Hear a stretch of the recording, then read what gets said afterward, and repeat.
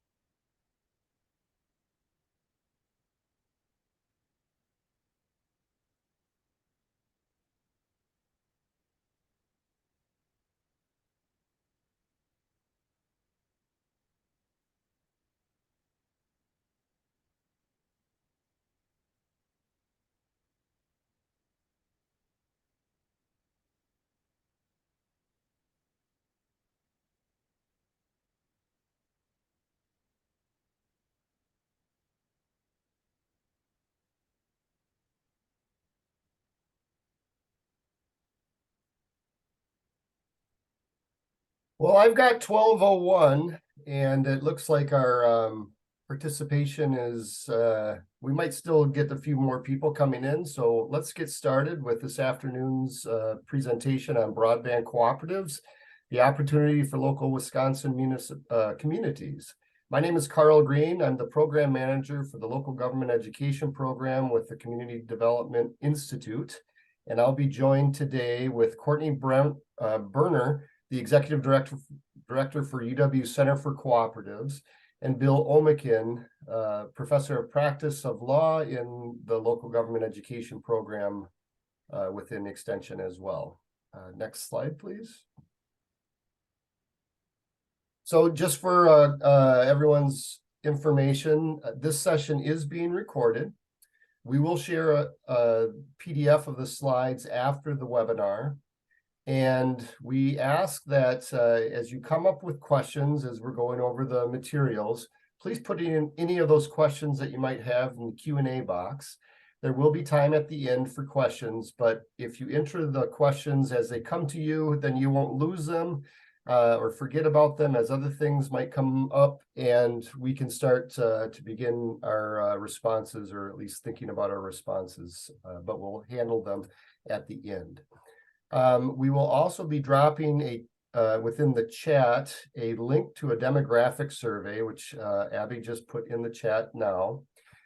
We ask you to fill out this survey. This helps us to understand who we're reaching, and it helps with our reporting outcomes for the future. Next slide, please.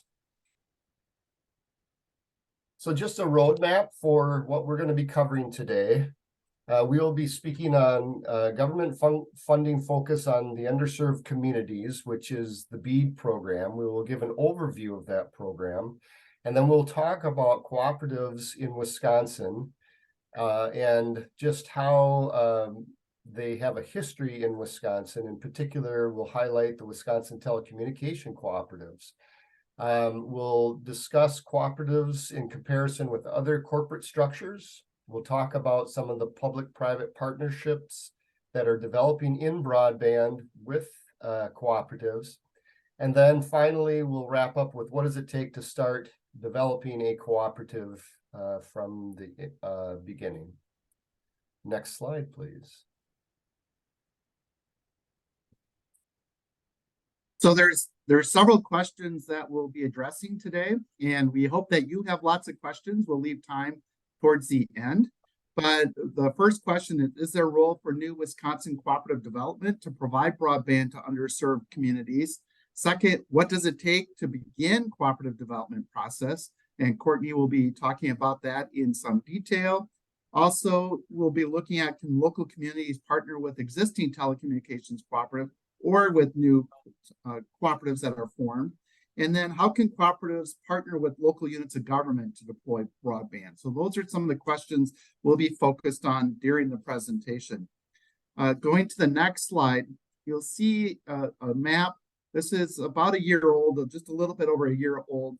And it shows the areas of the state that are either well-served or underserved from a broadband perspective. And about 92% of the state is considered to be adequately served by the Public Service Commission, but there's still about 8%, or perhaps a little bit more than that, that's considered underserved. And I happen to be in one of those underserved areas. I live west of New Glarus in Greene County, and I'm the last one, literally the last house on my copper line.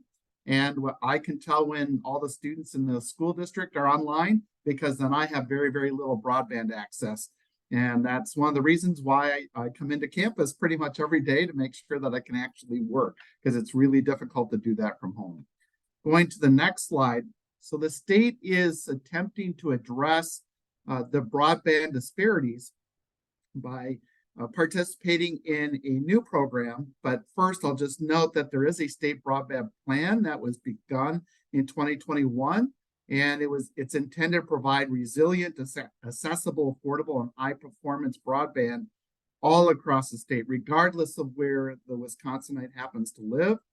And the goal of that plan, again, developed in 2021, was to ensure that every community had access to at least 1 gigabyte per second, or what's called symmetrical broadband service, to anchor institutions. So those are school districts, libraries, government buildings, and so on, so that they would have full capability of it from a broadband perspective.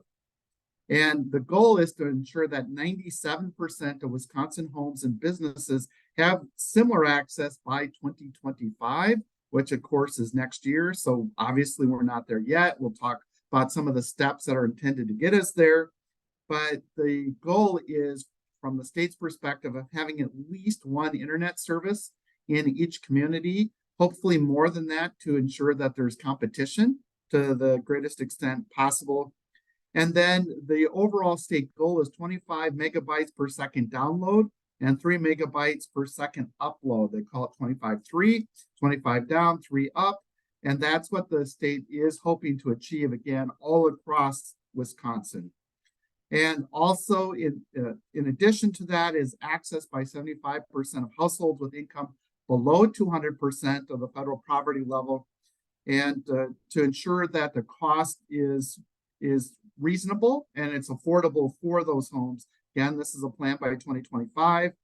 And then final note, there are 75% of Wisconsin homes and businesses have access to at least one internet service. I already mentioned that in part. They want competition, but again, with that minimum speed of 100 up, 20 down by 2025. So an enhancement.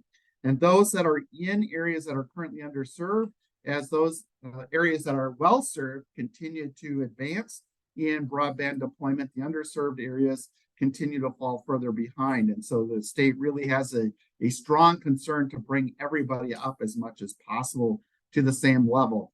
Going on to the next slide.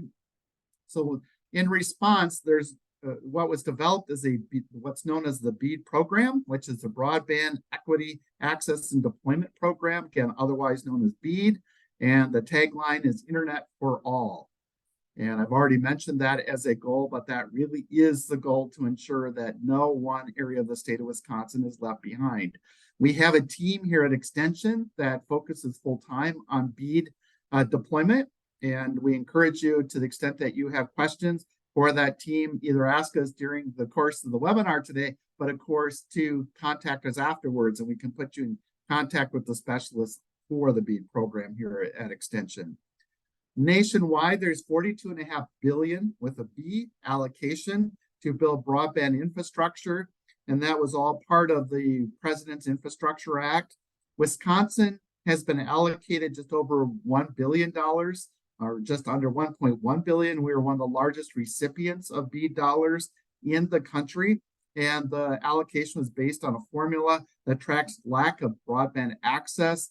And last year, there was a significant effort by the Public Service Commission to have consumers, whether they're business or individual consumers, to contact the PSC if they felt they were in an underserved area, despite what the maps might actually show.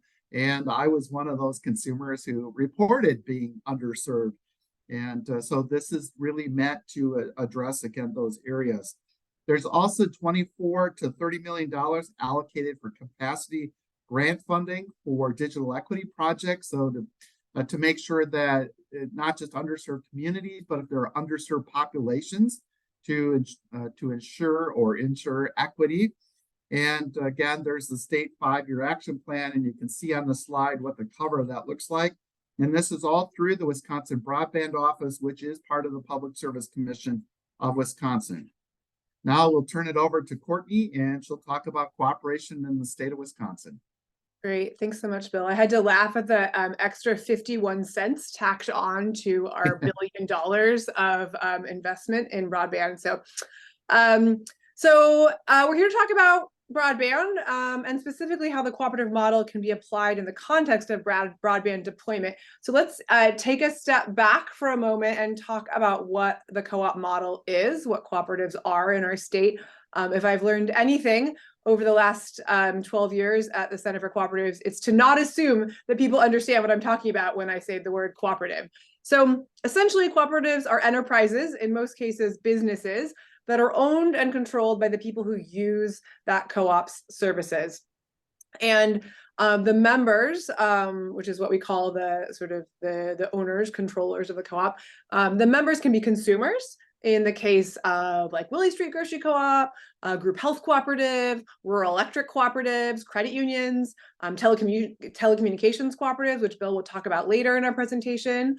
And the interaction between members and the co-op is one of buying products or services through that co-op. The members can be farmers, Ocean Spray, Land O'Lakes, Organic Valley, producers pooling together their products and marketing them together or jointly purchasing goods. Members can be workers. In Madison, we have Isthmus Engineering, which is a worker-owned cooperative, Union Cab, Just Coffee. It's a coffee roasting company that's owned by the workers. The members can also be small businesses. Independent Pharmacy Cooperative is a purchasing cooperative of independent pharmacies across the country that enables those, or at least helps those independent pharmacies compete with Walgreens and CVS's.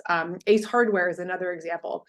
So they're fundamentally different from investor-owned firms, a lot of the businesses that we know, in that they're owned by members. The members elect a board of directors to govern the cooperative on their behalf. That board is elected from and by the membership. And there's a totally different orientation around sort of meeting the needs of members versus profit maximization. It's not that profit isn't important and that financial sustainability isn't important. That's what you need in order to deliver all that value to members. But that fundamental shift in orientation is really important and will likely come up later as Bill's talking about telecommunications co-ops. And I want to emphasize that while co-ops are governed and owned by members, and they elect a board, the board is responsible. One of their most important responsibilities is hiring a competent manager that has expertise within that field to manage the operations of the cooperative. So regardless of who the members are, the members participate by doing business with the co-op. And again, this is sort of orientation towards meeting member needs rather than profit maximization fundamentally alters how cooperatives do business and how they show up in their communities. Next slide, please. So this is a map that our center generated a few years ago. I share it really just to demonstrate the sort of breadth and depth of cooperatives in our country. It's very hard to have an accurate estimate. We estimate between 30 and 40,000 cooperatives across the country, found in nearly every industry. High densities in the Northeast, Midwest, California, and the Northwest. Next slide, please. So drilling down into Wisconsin, we have a long history of cooperation in Wisconsin. Our center maintains a co-op directory. The last time we updated it was 2021. So it was a reminder as I was putting together these, looking over these slides that it's about time to do that again. But we have around 730 co-ops really operating in nearly every sector, with nearly 3 million member owners in Wisconsin. And so not every Wisconsin resident is a member of a co-op, but there are many Wisconsin residents who are likely members in many co-ops. I actually just guest lectured on ag co-ops this morning in a class here at UW, and there were several students who, through their farms and banking relationships and REI, actually belong to 3 or more co-ops. So, as I said, cooperatives operate in nearly every business sector, obviously with really strong representation in agriculture, which is not surprising given our state, but also really strong credit union and mutual insurance representation. We think of credit unions and mutual insurance companies as sort of cousins of cooperatives, also user-owned and governed. Part of Wisconsin's sort of flourishing cooperative economy, there are a lot of layers to why that is true. And one of them is that we have really strong and flexible co-op state statutes that enable us to create a wide variety of co-ops to meet the needs of the folks putting those co-ops together. And I'll just note here, Bill, if you have questions about Chapter 193, I might be able to answer them, and Bill will definitely be able to answer them. But he was involved in developing that state statute, and essentially it's the more recent one, and essentially it allows for investment, so investors to be members of the co-op and to get a return.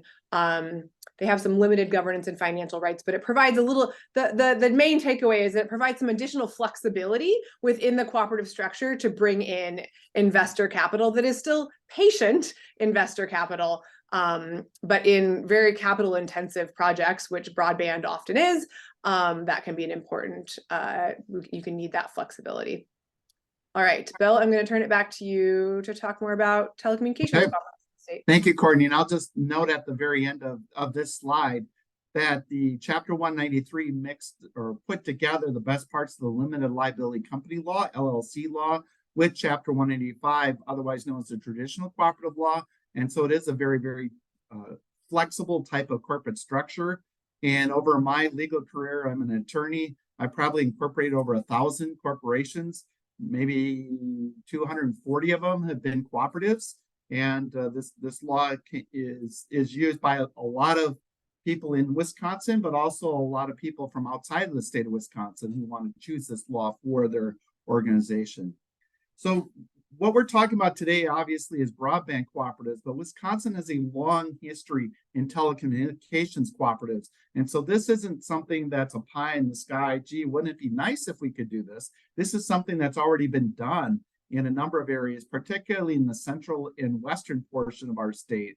And there are 11 telecommunications cooperatives that operate in Wisconsin, 260 that operate across the United States that fully cover 40% of the country's landmass.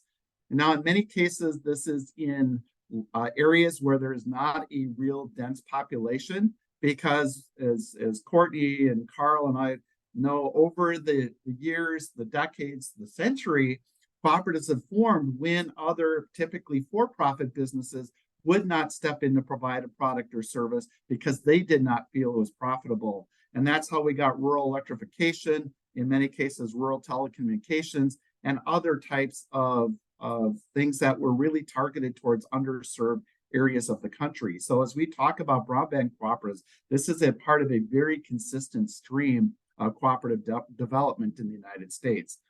And in Wisconsin, with our 11 telecommunications cooperatives, and looking from the perspective, I served 6 years as head of consumer protection for the state, and I regulated telecommunications.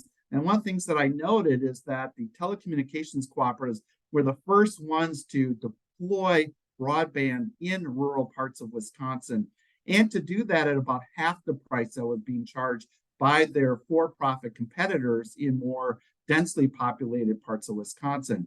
And I'll add to that, my staff at Consumer Protection, which is part of the Department of Agriculture, Trade, and Consumer Protection, we would get about 200,000 complaints and inquiries a year from Wisconsin consumers who were unhappy or at least had questions about the products and services they were buying from companies. And I asked my staff every year, give me the number of complaints against cooperatives doing business. And you already heard from Courtney, cooperatives operate really every business sector. And at first it was kind of a surprise, but then it wasn't a surprise. Every year we have fewer than 10 complaints total against all the cooperatives doing business in the state of Wisconsin. And that contrasts with 990 complaints we would have, or inquiries about other types of businesses.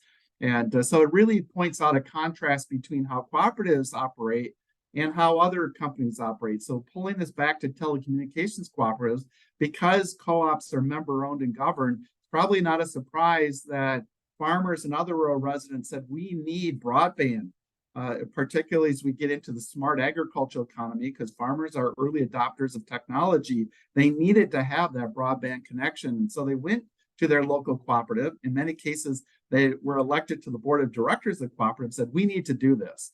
And that's, I think, in large part why telecommunications cooperatives were the first to deploy broadband.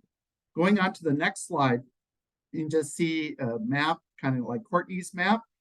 This is a map of the distribution of telecommunications cooperatives. As I said, central and western Wisconsin are where existing cooperatives provide service, but there are certainly other areas of the state where there has been interest in developing telecommunications cooperatives. Going on to the next slide, this is a slide. I know there are a lot of words here, and I'm going to summarize it. This was developed by the UW Center for Cooperatives. So thanks to Courtney and her team. And it gives you a comparison of Chapter 185 and Chapter 193 cooperatives with corporations, limited liability companies, partnerships, proprietorships, and then nonprofits. And these are all types of corporate entities that are authorized by Wisconsin statute. And I want to point out Chapter 193, it's called the Unincorporated Cooperative Association. Doesn't mean that it's not incorporated and gets limited liability. It does, and I'll explain that more in just a moment. But they had to distinguish, they being the legislature, had to distinguish that from Chapter 185 cooperatives. And so they gave it that name, Unincorporated Cooperative Association. So it can be kind of misleading because I do get questions from time to time. Do we get limited liability? So if you incorporate, one of the main reasons you decide to incorporate is to get limited liability. So if my company doesn't do that well, my personal assets, my home, my cars and other things are not subject to creditor claims. And Chapter 193 cooperatives have the same kind of protection. And so as you run down the list, the owners, as Courtney already mentioned, for a cooperative are the members. This is very, very fundamental to a cooperative. And membership requirements usually are quite open. We're voluntary associations. I say we because I belong to about 8 cooperatives, so sorry to throw myself in on a personal basis here. But it's a very open type of and non-discriminatory type of membership, very much controlled by the members who elect the board of directors. And so it's not some shareholders, large shareholders who get elected to the board and create what I call a self-perpetuating board of directors where there's not contested elections and things of that nature, and a lot of CEOs serving on the board. In cooperatives, the CEO does not serve on the board. There's a separation, and they're not self-perpetuating, meaning that typically there's at least 2 candidates for each board seat. So there's competition and people have to lay out what position they plan to take when they're on the board. So it's very much of a big distinction or significant distinction from for-profit corporate businesses. And co-ops can be either for-profit or not-for-profit. That's a choice that co-ops have. I'm not going to go through the rest of the slide other than just note who receives the profit. In the cooperative world, a lot of cooperators use the term positive net margin because profit can have kind of a negative connotation when you look at some of what's happened on Wall Street, but the profits get returned back to the member owners. So it doesn't go off to shareholders that may be somewhere else in the United States or in the world. They get returned back into the local community.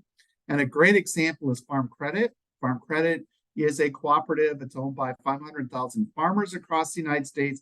They own collectively about $500 billion in assets. I happen to have the privilege of serving on the board of Ag Country Farm Credit, and Ag Country, we're distributing about $180 million in income back to our member owners, and it's occurring this week and next week. And the average producer farmer in the state of Wisconsin is going to receive about $8,000. And this is their share of ownership of the company. And the money we otherwise make isn't going off to anyone else. It's being kept for reserves to modernize their cooperative, but it goes back to the member owners. So that's what's really different about a cooperative. And if you are interested or involved in a cooperative, this is going to be one of the most significant distinctions you see. Moving on to the next slide. The Center for Cooperatives, and I should have let Courtney actually present this one, but this is a study that was done by the Center for Cooperatives, and it is online, and you can see a number of extension specialists cooperated in that study. And the Center for Co-ops now is a part of Extension. And so that may be, and I've got the citation on the left side, a document that you want to take a look at if you want to learn more about this. And I will say overall, because we only have an hour, we don't have the time to drill down specifically into all of these different areas that we're talking about. And so please either send us questions today or at a later date. We'll be very, very happy to help you. With that, I'm going to turn it over to Carl, who's going to talk about public-private partnerships. Thank you, Bill. So one thing I guess I would like to note is that even though they're set up as a cooperative, cooperatives can work with local units of government to form these public-private partnerships, similar to what we are seeing with the public sector businesses that are doing this as well. And so one example that I'll display here is the Laval Telephone Cooperative. They are partnering with Juneau County. The benefit that Laval has is because they are a smaller telephone cooperative, they have limited access to capital. And so by partnering with a unit of government, Juneau County in this example, they have greater access to capital. They also have site access for easements because Juneau County has the ability to whatever land that they might own, they can give access or easement access. That allows Laval to be able to put in their infrastructure with less, hoops to jump through. Juneau County also has site records that they can share with Laval Telephone Cooperative. They have the ability to waive fees for permitting, and they can help with some of the community education and outreach. The benefit to the county in participating in this is that you give this increased livability and vitality to your county. And with this partnership, they were able to hook up 285 additional residential broadband service locations and 5 businesses. So the investment that they make in this public-private partnership with Laval Telephone Cooperative allows them to have greater community livability and vitality in their county. And that just increases, property tax values and the livability of the county. Next slide, please. And even though you might think, well, if one county is partnering with a cooperative, they might not be able to partner with everybody. It really depends on the situation. And with Juneau County, there's areas that are served by Linex as well as Laval Telephone Cooperative. And Juneau County actually partnered with Linex as well on their on a different area of the county. The town of Lemonweir also partnered with Linex networks. So because of this partnership, Linex was able to receive $650,000 in revenue or capital, $500,000 from Juneau County, which came from ARPA funding, and then $150,000 that came from the town of Lemonweir and their ARPA funding. Again, they have the ability to have site access through easements or other means, and then actual site access of county property. They have access to records. They have the ability to have fees waived for permitting, which Juneau County and the town of Lemonweir have granted them. And again, this assistance in the community education and outreach being that the county is now behind the partnership, and they have the ability to let their property taxpayers and different people within the community understand this partnership. The benefit to Juneau County and the town of Lemonweir, they were able to receive 882 additional broadband service locations. And again, this is helping to build that livability and vitality for these areas that are typically underserved, tend to be rural, and tend to not have the broadband infrastructure in place. I think Courtney is taking on the next slide. True. So I just want to, before going through these stages in the process of developing a cooperative, these are really in the context of developing a new cooperative. And, Bill has talked about telecommunications, existing telecommunications cooperatives that are deploying broadband. There's also been some broadband deployment by rural electric cooperatives in Wisconsin. And so depending on where you are in the state, you might be thinking about starting from scratch, or you might be thinking about, how do I convince an existing cooperative in my region to consider broadband deployment as part of what they're doing. So I just wanted to highlight that. And also want to mention, before I launch into this bill, I will, you have a much better sense of the regulatory framework and land sort of landscape around broadband in our state. So if at any point you want to jump in, please don't hesitate. Okay, sure. So there are essentially 6 stages in the process of developing a cooperative. And I often tell people that starting a co-op is sort of like starting any business, but there's really 2 things you're thinking about. One, because all co-ops are, 2 things: they're a business and they're a democratic association. And so you're sort of developing both in tandem. And so these stages, some of them are concurrent. Like most things in life, one might bleed into the other, and there's some parallel activities going on. But because of the sort of mutual nature, we often use the phrase at our center, collective entrepreneurship, the collective nature of starting a cooperative.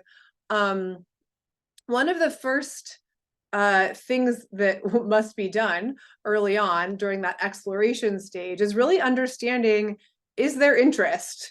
This is particularly true in a consumer-oriented cooperative. Is there a shared need that is compelling, a big enough shared need or opportunity?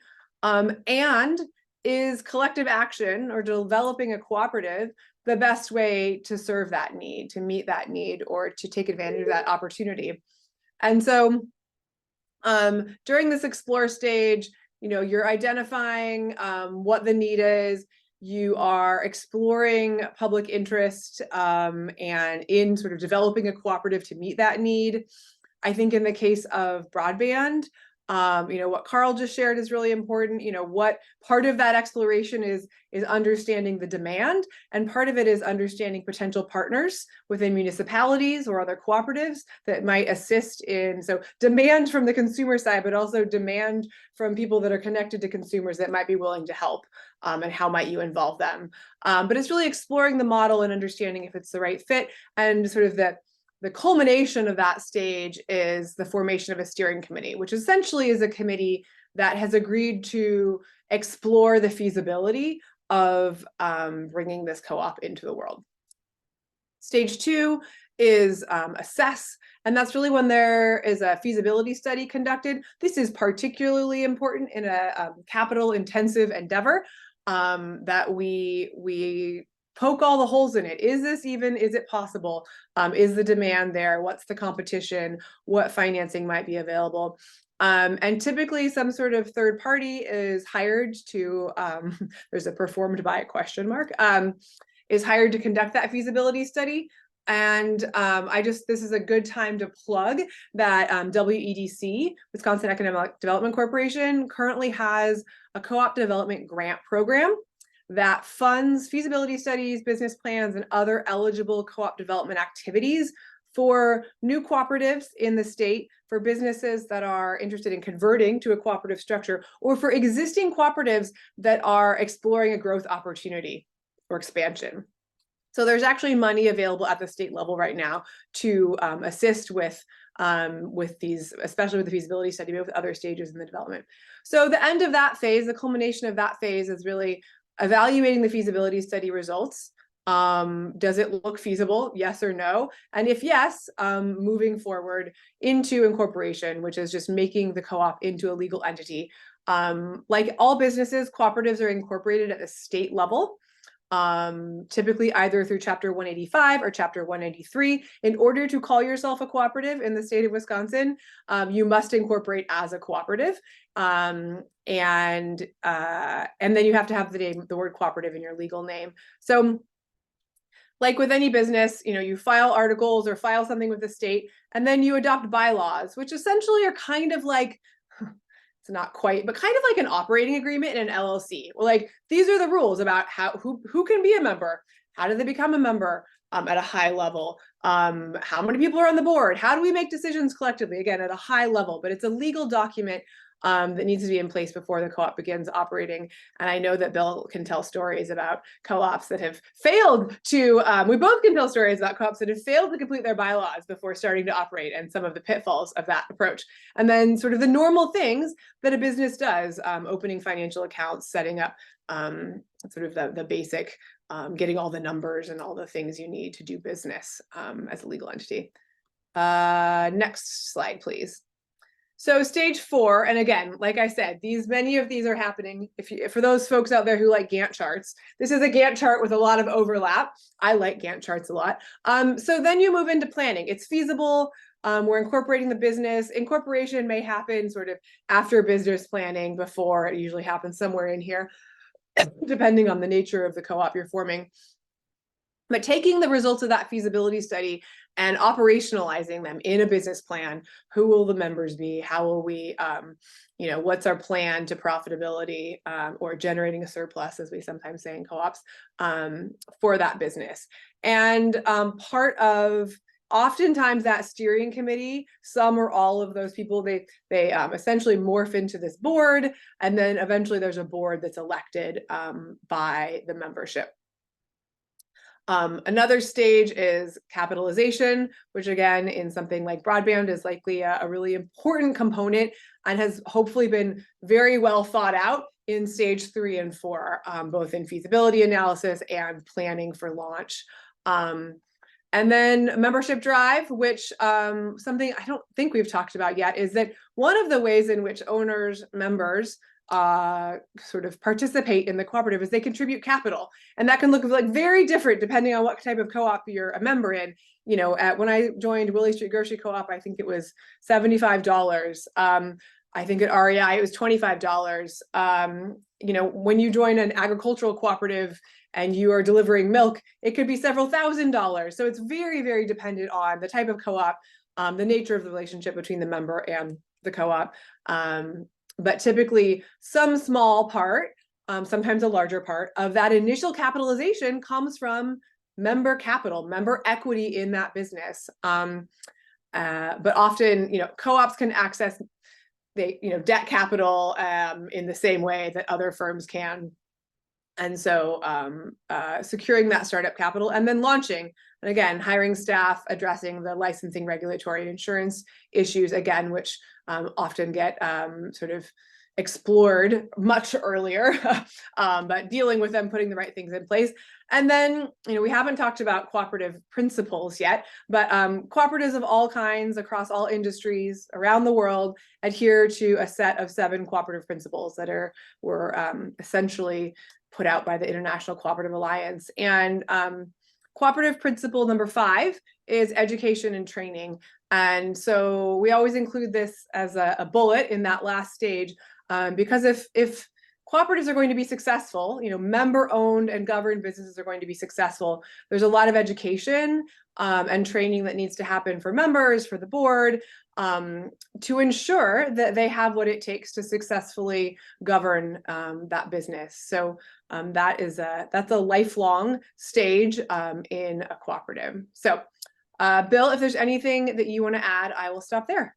Yeah, I'll just add on the capitalization, that often is the most challenging part of developing a new cooperative. Where are we going to get the capital that's going to allow us to begin building a product or service and then providing it to our member owners?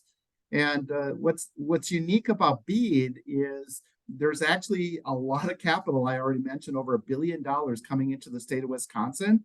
And cooperatives are one of the entities that the BEAD or that BEAD program makes eligible. So said another way, cooperatives are eligible for BEAD funding. And so there's capital there. There is a match requirement. So you have to raise some money locally to match those dollars that you would get from the federal and state government.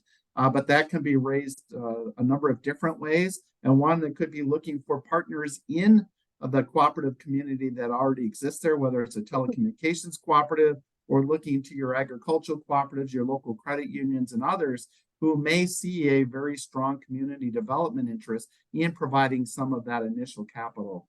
And as well as Farm Credit. Farm Credit has offered capital to a number of developing businesses in rural America. We don't want to focus exclusively on rural America, but many of the underserved communities happen to be in the rural parts of Wisconsin, the rural parts of America. So I just wanted to really address that from a licensing perspective, regulatory perspective.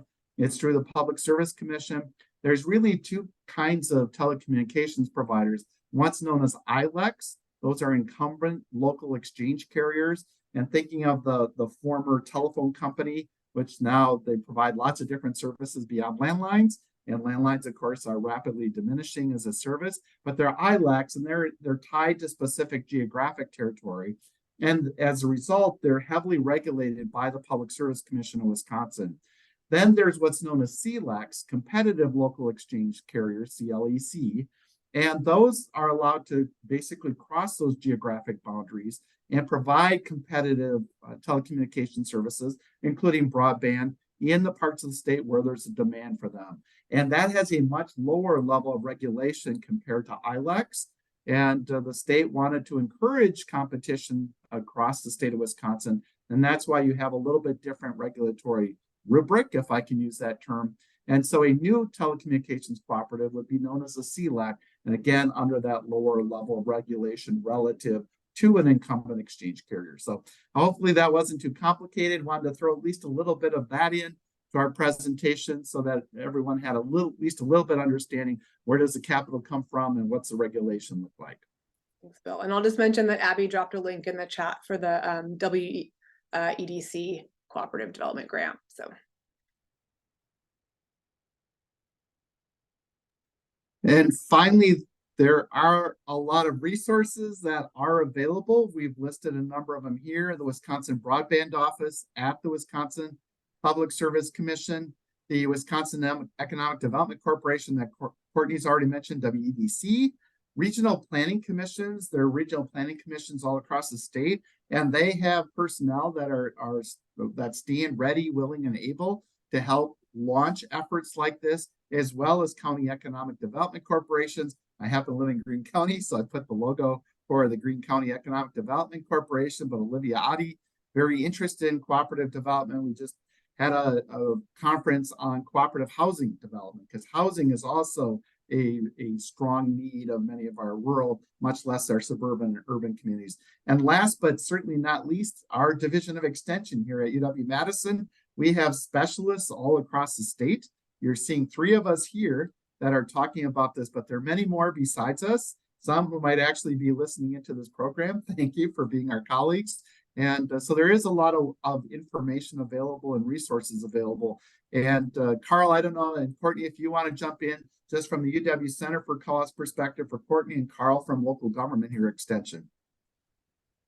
Sure, I'll just say our center, we have, our center does outreach, research, and education on the cooperative model. We also have a co-op development program. So there are 3 people on our team who help people start new cooperatives around the state or convert existing businesses to the cooperative model.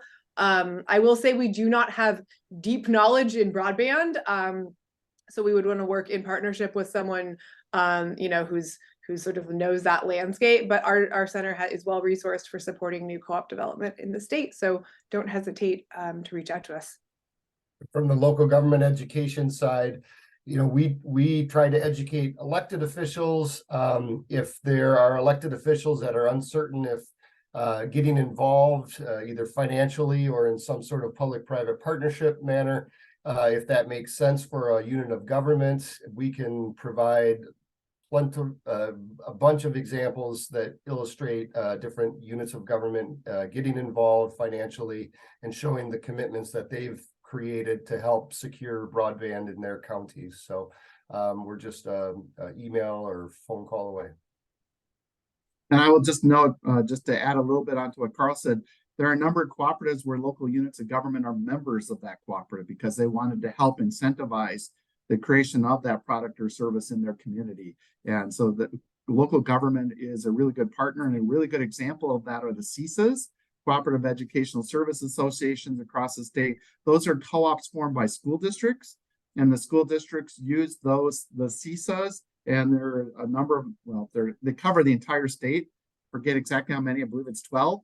Could be a little bit more than that, but the school districts get teacher training through that, teacher certification, some cases, educational programming for students with disabilities, other things. And it really has reduced some of the financial pressures on school districts where they can collaborate together through cooperatives.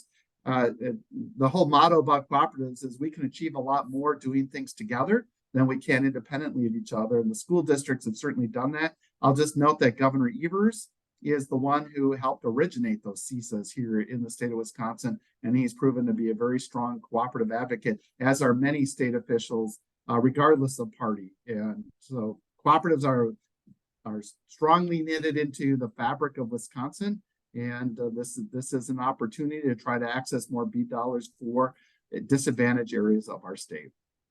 So with that, we've come to the conclusion of our presentation. Here's our contact information. Feel free to contact any one of us. And if we don't know the answer, we'll certainly get you to the right people, either within Extension or within the state of Wisconsin, to get you the right answer. And with that, we would be very happy to take any questions you might have. So we have a Q&A set up. And if you have a question, please feel free to put those in the Q&A. And if we don't have any coming in, then we might wrap up a little early. I would say that with these emails and connection or phone numbers, please feel free to reach out by email, perhaps as you think about the information that we presented today. And like I said, we're either a phone call or email away. Just contact us, let us know what your questions are. And as Bill said, if we don't know, we will try to find out and get you an answer as soon as we can.